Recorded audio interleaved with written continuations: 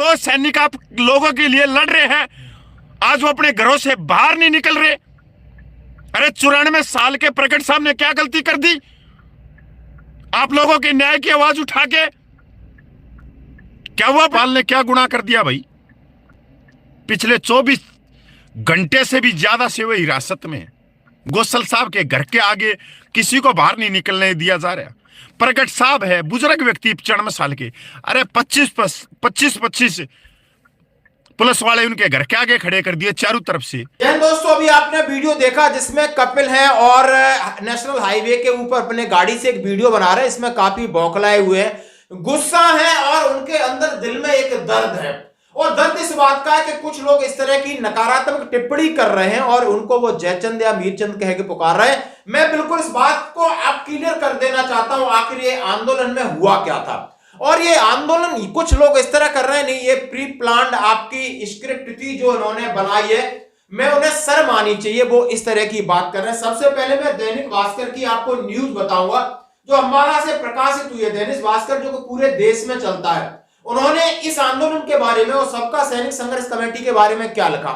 इससे पहले मैं आपको बताना चाहता हूं, ये आंदोलन 28 लाख लोगों के लिए है, उन विधवा और वीर नारियों के लिए है जो दूर दराज इलाके में बैठे, उनके लिए नहीं है जो एसी में बैठकर इसकी राजनीति कर रहे हैं। मैं कपिल आपको सलाह देना चाहता हूं कि आप इनकी बातों को नजरअंदाज करना सीख जाइए, क्योंकि आपने आगे बढ़ना है। आपके पास बहुत सारा अनुभव है, आपके साथ बहुत वयोवृद्ध लोग हैं। चाहे मैं प्रगट साहब की बात लूं, गोसल साहब की बात लूं, हरपाल साहब की बात करूं, ललित तलवार की बात करूं, और भी जिनको मैं नाम से नहीं जानता, आपका सहयोग है, मिच्योर लोग हैं, सब जो आप काम कर रहे हैं, इसके लिए सरकार ने मजबूर किया। इसके ऊपर जो लोग साथ नहीं दे सकते, कम से कम इस तरह की टीका टिप्पणी करके किसी का मनोबल मत गिराइए। और यदि मनोबल आपको गिराने का काम है तो मैं आपको अब सलाह देता हूं कि आप इनको नजरअंदाज करना सीखिए। इनको अपने चैनल से मत इनका नाम लीजिए, क्योंकि नहीं तो फिर बात क्या हुई, आप यहीं उलझ के रह जाओगे। क्योंकि यदि आप दिन रात संघर्ष कर रहे हो, कल इतने जिनका मैंने नाम लिया सबको पुलिस ने डिटेन किया, नजरबंद किया, अरेस्ट किया, गिरफ्तार किया। वीडियो मैंने कल शाम को डाला था, आज आप फिर झलक देख सकते हो। लेकिन दैनिक भास्कर ने क्या कहा, यह आपके लिए जरूरी है। आपके लिए नहीं, 28 लाख लोगों के लिए जरूरी है जो इस मांग को लेकर के समर्थन कर रहे हैं। आप चाहे प्रत्यक्ष रूप किसी भी रूप से कर रहे हैं, आप दूर दराज इलाके में बैठे गए, और आपकी सहानुभूति है इन लोगों के लिए जो जंतर मंतर पर 1 साल होने वाला आया है और इतनी सर्दी में बैठे हैं और सर्दी में रात को घूम रहे हैं। जो लोग 1 तारीख का जश्न मना रहे थे अपने घरों में अपने बच्चों के साथ, मंदिर गुरुद्वारा साहब में जाकर मत्था टेक रहे थे, क्या ये भी जा सकते थे, लेकिन आखिर इनको क्या पड़ी है, इनको क्या पड़ी है, क्योंकि ये उस रास्ते पर निकल चुके हैं और यहां पर उन्होंने संघर्ष को जारी रखा है। अब जरा सुनते हैं दैनिक भास्कर और फिर पूरा मैं वीडियो दिखाऊंगा आखिर इसमें हुआ क्या था। सबका संघर्ष कमेटी ने आज प्रदर्शन का फैसला वापस लिया। अंबाला, कल 1 जनवरी 2024 की न्यूज है। नए साल के पहले दिन सोमवार को भारत में 11 जगहों पर सबका सैनिक संघर्ष कमेटी ने वन रैंक, वन पेंशन व वेतन विसंगतियों को दूर करने के लिए रेलवे स्टेशन पर 10 बजे से प्रदर्शन की चेतावनी दी थी। देर शाम तक पंजाब में सबका सैनिक संघर्ष कमेटी के पदाधिकारियों को हिरासत में लेने के बाद कमेटी ने यह फैसला फिलहाल वापस ले लिया है। कमेटी के हरियाणा जनरल सेक्रेटरी कपिल फौजी ने बताया कि नए साल के पहले सप्ताह में जंतर मंतर पर कमेटी की बैठक होगी, उसके बाद ही आगे की रणनीति तय की जाएगी। उन्होंने बताया कि पंजाब पुलिस ने कई पदाधिकारियों को हिरासत में ले लिया है, कई जगहों पर नजरबंद किया है, जिस कारण प्रदर्शन का फैसला वापस लेना एक मजबूरी था। कमेटी का ऐलान के बाद Ambala railway police alert mode पर आ गई थी, सुरक्षा व्यवस्था चौक चौबंद कर दी थी, कड़ी व्यवस्थाएं कर दी थी। अब ये आपको दैनिक भास्कर की खबर है, ये कोई लोकल बनाई खबर नहीं है। अब ये मैं बात कर रहा हूं कि आगे क्या प्लान है। जो भी सहानुभूति रखते हैं, जो भी इसमें इंटरेस्ट रखते हैं, जो इसका मजा ले रहे हैं, जरा वो भी सुन लीजिए। इसमें यह है कि अब कमेटी इसी फर्स्ट वीक में अपना प्रोग्राम बनाएगी। जैसा कि कल एसपी गोसल साहब जो नेशनल एडवाइजर, उन्होंने घोषणा कर दी थी कि हमने 25 जनवरी से पहले हमने कुछ नया करना होगा, क्योंकि उसके बाद आप समझते कोड ऑफ कंडक्ट आचार संहिता लग जाएगी, आम चुनाव जनरल इलेक्शन में सरकारें जाएंगी और उससे पहले हमें दबाव बनाना है। अब दबाव बनाने के लिए ये मुट्ठी भर सैनिक पूरे देश में आह्वान कर रहे हैं, तो इनसे हम अपील कर रहे हैं कि बाकी जो भी लोग हैं इनका डट करके साथ दें। बाकी सैनिक संगठन है वो किस तरीके से साथ देंगे या नहीं देंगे, या बहुत ज्यादा बुद्धिजीवी लोग हैं वहां पर, मैं उनसे कुछ नहीं कहना चाहता हूं। मैं उन लोगों की बात कह रहा हूं जो भावनात्मक रूप से हमसे जुड़े हैं या अपने ओआरओपी के संगठन, ओआरओपी के मुद्दों को लेकर किसी भी संगठन से जुड़े हैं। अब रही बात, कपिल ने कल बहुत ज्यादा फ्रस्ट्रेशन में कुछ बातें कही थी और उनका स्वाभाविक है, जो व्यक्ति रात भर पुलिस के नजरबंद है, अपने घरों से दूर है, खाना पीना उनका मुश्किल हो रहा है, रोडों पर घूम रहे हैं, प्लानिंग कर रहे हैं। आप समझ सकते हो, घर में हम एक छोटी सी शादी की व्यवस्था को प्लान करते हैं तो हमें कितनी मुश्किल लगती है। सेना के अंदर रह के एक यूनिट में हम किसी चीज को, इवेंट्स को ऑर्गेनाइज करते हैं तो हमें कितने रिसोर्स चाहिए, लोग चाहिए होते हैं। और यहाँ पर उन लोगों को इकट्ठा करना जो वयोवृद्ध हैं, उनके मन में यह चीज जगाना जो वयोवृद्ध हैं, उनको घर से बाहर निकालना जो वयोवृद्ध है, और उन सबके लिए उनका दिल कितना अच्छा होगा, उन सबके लिए जो कि लोग घरों में बैठे हैं 28 लाख सैनिकों के लिए अपने जीवन को संकट में डालकर आपके लिए वो त्याग करने, आपके लिए लड़ाई लड़ रहे हैं, तो हमें उन्हें सहयोग करना बनता है।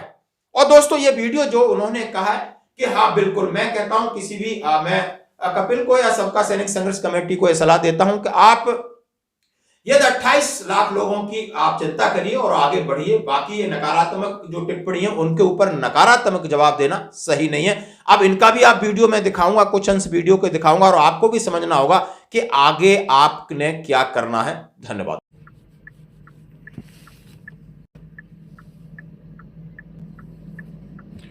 भाइयों,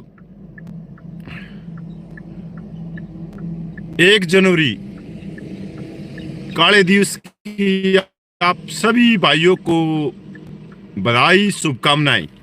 भाई देखो, मैं तो हाईवे के ऊपर खड़ा हूं, आप हाईवे देख रहे हो, और भाई मैं अपनी तरफ एक बार कैमरा घुमा लेता हूं। यह हाईवे है सैनिक भाइयों। पिछले 4 दिन से गाड़ियों के अंदर हूं मैं, तो 4 दिन से लोकेशन में थोड़ा थोड़ा आगे बढ़ रहे हैं, थोड़ा थोड़ा पीछे हो रहे हैं। आप लोगों को सारी घटनाक्रम का मालूम है कि पिछले 11 महीनों में जवान अपनी जायज़ मांगों के लिए जंतर मंतर पे पक्का मोर्चा लगा के बैठे, और उसमें 1 जनवरी की बड़ी कॉल थी।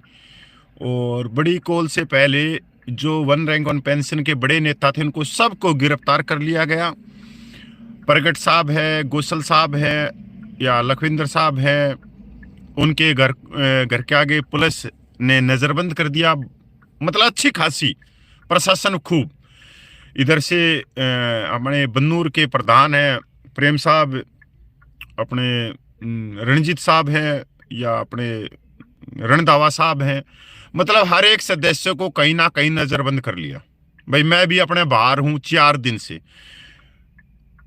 4 दिन से मैं नहाया भी नहीं हूँ, बिल्कुल भी नहीं नहाया हूं। ऐसे ही इसी हालत में थे, यही कपड़े थे, और चल रहे हैं, आगे बढ़ रहे। ये न्याय के लिए।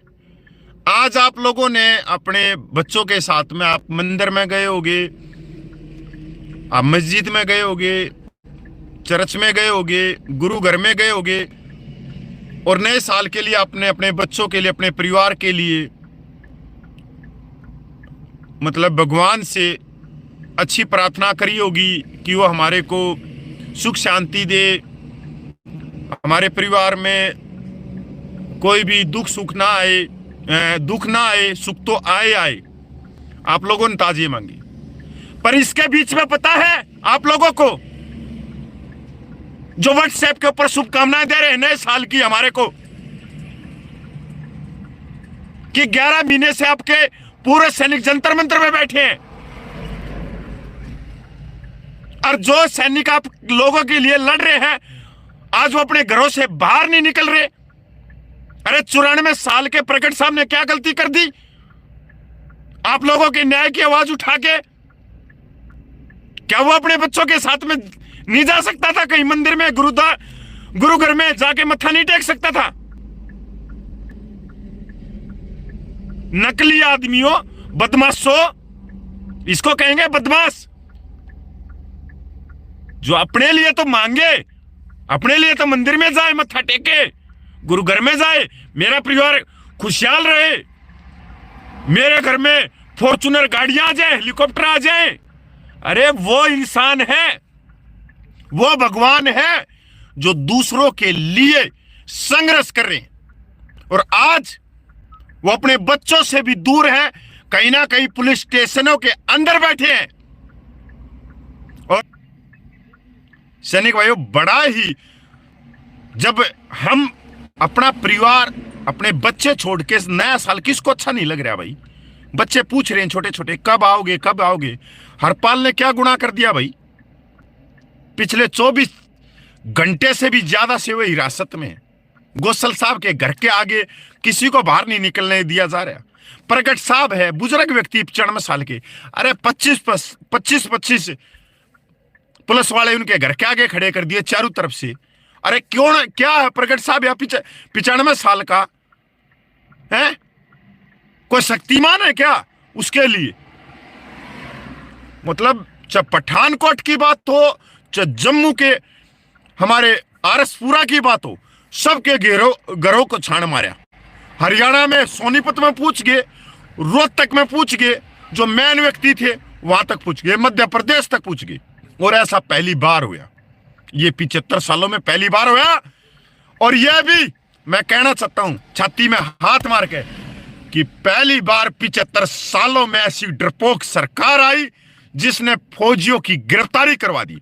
और इसका जो इतिहास में नाम लिखा जाएगा तो मोदी सरकार का नाम लिखा जाएगा, हिटलर शाही में नाम लिखा जाएगा कि जिन्होंने पूर्व सैनिकों की गिरफ्तारी करवा दिया। आज से पहले ऐसा कभी होया ही नहीं था। आज से पहले कभी होया ही नहीं था कि पूर्व सैनिकों के घर को घेराबंदी में करवा दिया गया, जिन्होंने 62, 65, 71 की लड़ाइयां लड़ी। आज वो मतलब इतने बड़े खतरनाक हो गए, इतने बड़े आतंकवादी हो गए कि उनके घर के आगे हथियार लेके पुलिस वाले खड़े हैं, दिल्ली की एजेंसियां खड़ी हैं उनके घर तक।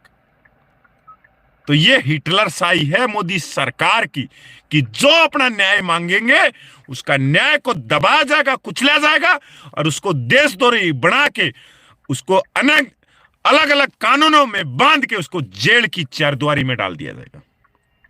यह सच्चाई। और इसमें कुछ जयचंद भी बैठे हैं जो हर जगह बैठे हैं। जयचंद, चाहे वो हरियाणा में बैठे हैं, चाहे पंजाब में, चाहे उत्तर प्रदेश में बैठे हो, चाहे उत्तराखंड में बैठे हो, चाहे राजस्थान में बैठे हो, ये जयचंद हैं। जयचंद। जनरल डायर गोलियां नहीं चला सकता था अगर बाहर देश के निवासी जाके जनरल डायर को कान में ये नहीं कहते कि जी वहां पे जलियांवाला बाग में महासभा हो रही है। अच्छा, महासभा हो रही है सर, मेरे को क्या दोगे? मेरे को मुर्गे दे दो, मेरे को जमीन का टुकड़ा दे दो। ये वो जयचंद है, आज भी जयचंद रहेंगे, आज भी मीर जाफर है। पर इन मीर जाफर, इन जयचंदों से घबराने की जरूरत नहीं है।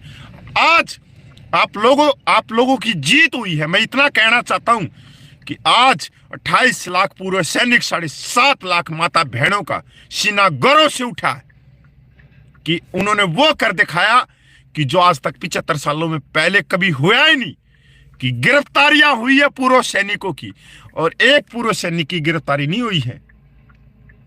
28 लाख पूर्व सैनिक, 7.5 लाख माता बहनों की गिरफ्तारी हुई है। आज व्हाट्सएप पे शुभकामनाओं के भी मैसेज आए, मैंने किसी को शुभकामनाएं ना, पर ऐसे भगवान के समान इंसानों के भी मैसेज आए जिन्होंने कहा कि कपिल भाई आज हमारे घर पे ना हलवा बना ना खीर बनी, आज काला दिवस है और आप सिर्फ ये बताओ आप और हमारी जो नेता है वो कैसे हैं, अभी छोड़ दिया नहीं जोड़ती है। भगवान कसम, ये होता है दिल से जो आदमी ये सोचे इंसानियत से कि यार वो भी, उनके भी बच्चे होंगे, उनके भी सब कुछ होंगे, और वो आप लोगों की 1 रैंक 1 पेंशन, मिलिट्री सर्विस पे, डिसेबिलिटी पेंशन, प्रीमेच्योर रिटायरमेंट, विधवा पेंशन के लिए आज वो जेलों के अंदर बैठे, वो थानों के अंदर बैठे, घेराबंदी में बैठे। मैं इन जितने भी ऐसी बातें पूछी या व्हाट्सएप पे देखी, मैं इनका सबका धन्यवाद करता हूं। और जिन्होंने नए साल की शुभकामनाएं मेरे को दी, अपनी वापस ले जाओ, बाहर में जाओ तुम्हारी शुभकामनाएं। हमने क्यों चाहिए तुम्हारी शुभकामनाएं? जब आज हम काला दिवस बना रहे तो काला दिवस बढ़ाएंगे। अगर तुम शुभकामनाएं बना रहे हो तो भाई मैं तो सच्चा सैनिक हूं। मैं अपने न्याय और आत्म सम्मान मेरा 100 प्रिय है, मेरा नया साल 100 प्रिय नहीं है ना। अगर आत्म सम्मान नहीं है तो नया साल क्या है? अगर मैं सीना तान के नहीं चल सकता या सिर को ऊंचा उठा के नहीं चल सकता तो नया साल कुछ नहीं। सैनिक भाइयों, पहली बार 9 साल में अपनी डीपी चेंज करूंगा व्हाट्सएप की, पहली बार 9 साल में। मैं बाबा बूढ़ा का साधु बाबा बूढ़ा का मैं भगत हूं और मैं उसी की डीपी रखता हूं। मैंने 9 साल में कभी चेंज नहीं करी, पर आज पहली बार चेंज करूंगा। और 1 जनवरी से जब तक इलेक्शन की वोटिंग नहीं पड़ेगी 2024 तक, तब तक मेरी डीपी पे ब्लैक डे रहेगा। और ये ब्लैक डे इतिहास में लिखना चाहिए, इतिहास में, कि पूर्व सैनिकों ने 1 जनवरी 2024 को 75 सालों में काला दिवस बनाया। और ये बहुत बड़ी बात है। सैनिक भाइयों, बस मैं इतना कहना चाहता हूं, 1 जनवरी से और जब तक वोटिंग नहीं पड़े 2024 में, जब तक आप कहीं भी सोशल मीडिया पे कभी भी राम राम, श्याम श्याम, सत श्री अकाल, खुदा हाफिज, अल सलामिक, जो भी आपने कहना है, सुबह सिर्फ एक ही नियम कर लो, अगले 3-4 महीने तक सुबह सुबह सिर्फ ब्लैक डे की तस्वीर भेजोगे। यही भगवान है। अगर आप दूसरे को न्याय दिला रहे हो ना, तो यही भगवान है। कहीं मत्था टेकने से, कीर्तन सुनने से, भजन सुनने से प्रभु परमात्मा नहीं मिलता। वो मिलता है इंसानियत का भला करने से, न्याय की आवाज उठाने से, अन्याय के खिलाफ बोलने से। जब प्रभु परमात्मा आपके साथ में रहता है, चाहे आप महाभारत देख लो, रामायण देख लो, अधर्म के खिलाफ न्याय की जीत पाएगा। सारी चीजों, किसी भी धर्म ग्रंथ में चले जाओ, गुरुओं में चले जाओ, जिन्होंने अपने बच्चों की कुर्बानी दे दी सिर्फ न्याय के लिए,